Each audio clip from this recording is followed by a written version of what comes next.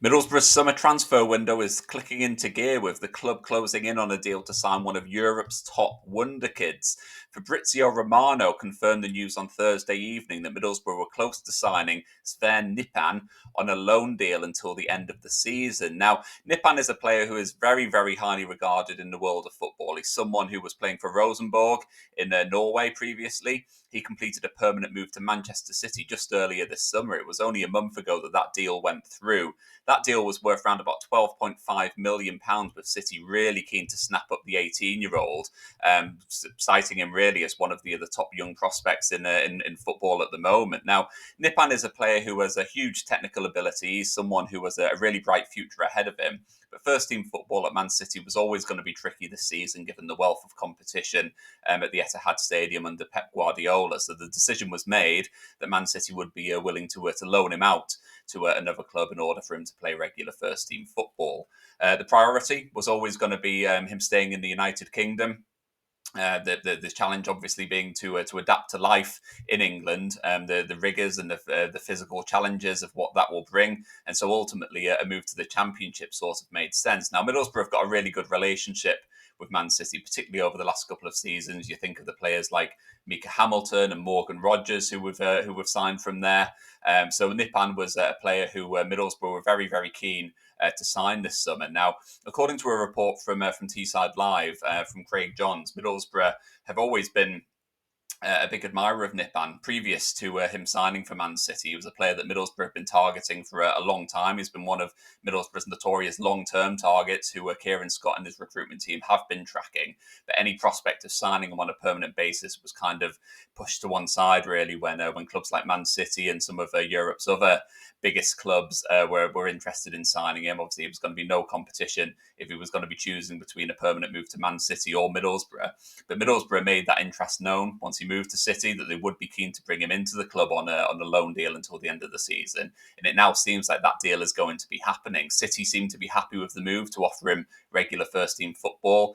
Nipan will get the opportunity to play first team football and continue his development in England, while Middlesbrough will be getting a player who has a really, really high ceiling in terms of his potential and someone who could offer a huge amount to Middlesbrough over the course of this campaign. Now, you only have to look at Nipan's statistics over his short career so far to know exactly what he's about. Now, for Rosenborg, he's played 70 times, which is pretty impressive for an 18-year-old. He's only 18 and a half. He turns 19 in December, so he's played 70 times for Rosenborg, scored 14 goals and provided 11 assists. In that time as well, he's played for Norway all the way up to under 21 level. He's played 6 times for Norway's under 21 side, with his debut coming in September last year. Now, for Middlesbrough, it's going to be a really interesting move because he's someone who does offer crucial versatility. And that's something that Rob Edwards is very keen to bring into his squad. We need quality, yes, but we need someone who can fit into a number of different positions. And that's where this move will get quite interesting. Now, Nipan is a player who is a central midfielder. That's his natural position. That's his sort of bread and butter. So that will be the position that Middlesbrough fans will be expecting him to play in over the course of this campaign. He's also played as a number 10. He can play out wide, but he's also played as a centre forward as well. So he is someone who offers that crucial versatility and is someone who could fit into a number of different roles. So he is someone who could potentially play up front and challenge Tommy Conway potentially. It's not his natural position, but he is someone who's capable of doing that. He could also play as a number 10 and slot into those positions alongside the likes of Morgan Whittaker or Sonjay Hansen, who's just arrived and challenged for those positions. In attacking midfield, he's only played 4 times in his career, but in that time he scored 1 goal and provided 1 assist. But it's really in central midfield where we really expect Nipan to come into the Middlesbrough team and really prosper. He's during his time in central midfield, 44 of his appearances have come there. He scored 11 goals and provided 7 assists. So he's someone who's very much probably a little bit more in the mould of a Hayden Hackney rather than an Aidan Morris or an Abdoulaye Kante. So he's someone who will be coming in very much as a number 8, someone who could provide real technical quality, real attacking impetus, and he is someone who likes a goal. I think he would be potentially a like-for-like replacement for Hayden Hackney. Now, obviously, with Hackney, we don't know exactly what's going on with him. We don't know whether he is going to be moving on this summer. He was heavily linked with a move to the Premier League earlier on in the summer. He'd been linked to Porto, been linked to a couple of clubs in Germany. Middlesbrough did accept an offer for him from Ipswich Town just a couple of weeks ago. That was accepted, but Hayden Hackney rejected the opportunity to move to another club in the Championship. And since then, things have gone a little bit quiet. Clubs in the Premier League have been going about doing their business. Some of the clubs who had been linked with him have moved on to other targets. You look at someone like Everton, who were linked, and they've gone on to sign Kiernan Dewsbury Hall from Chelsea. So those clubs are sort of moving on, and that sort of opportunity for Hayden Hackney, you sort of start to wonder potentially whether it could pass him by. There hasn't really been any suggestion that any of these clubs are going to be coming in with a permanent offer, a substantial offer, one that Middlesbrough would want to accept.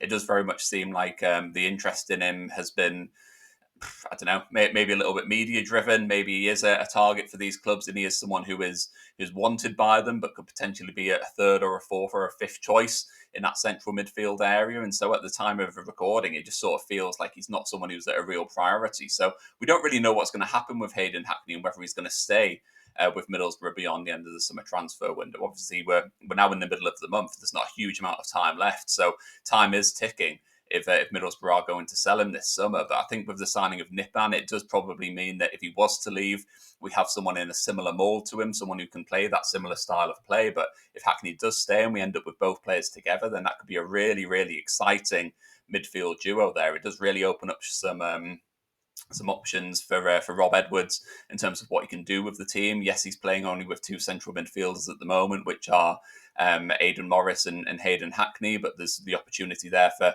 Hackney or Nypan to move into one of those more advanced positions. I was having a debate on X with Rob Fletcher of the Boro Mag earlier on today, and he was suggesting about Middlesbrough potentially playing with three kind of like more regular central midfielders, with Aidan Morris dropping deeper.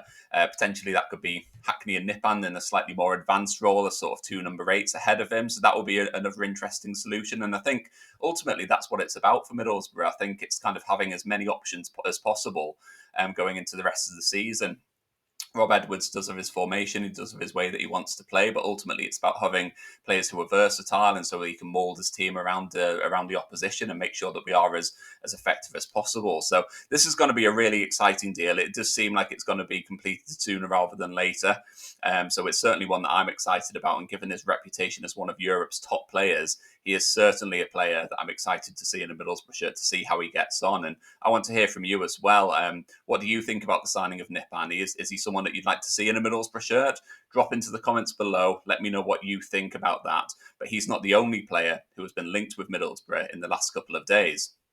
The second player who Middlesbrough have been heavily linked with in the last day or so has been Cheikh Sabaly. Now, Middlesbrough fans will be very, very aware that the club are looking for a new striker this summer. It's one of our top priorities. We've only got Tommy Conway at the moment. We lost Emmanuel Latilath in the January transfer window, replaced him with Kelechi Iheanacho, who was an absolute flop. And since then, we've really been struggling for options at the top end of the pitch. We've had Delano Bergsorg and Marcus Forss, who've sort of tried to play there, but someone has really needed to come in and add some genuine competition for places with Tommy Conway. And Cheikh Sabaly seems like someone who is emerging as one of the top contenders to fill that role. Now, Sabaly is a player who is 26 years old.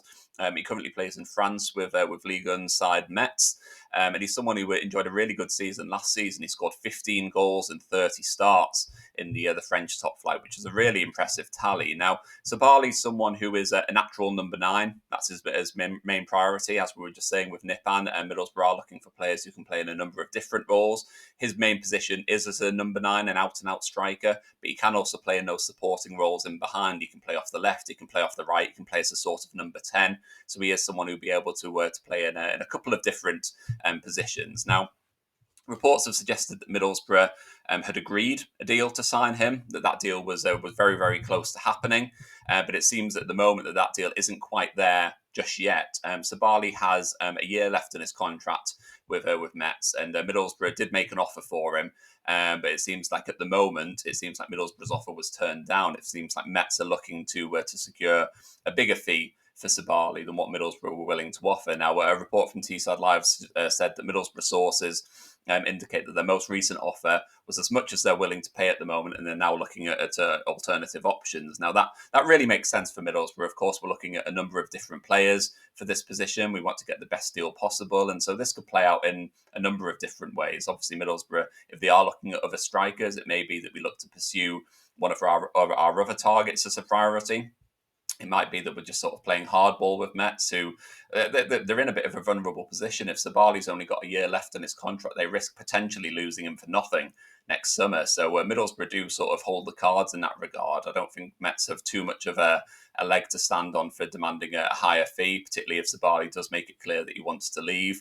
Whether that's to Middlesbrough or to someone else. So this is going to be one which I do think might have some legs in it. It's a deal that I think Middlesbrough could really benefit from doing. Of course, we really need a striker.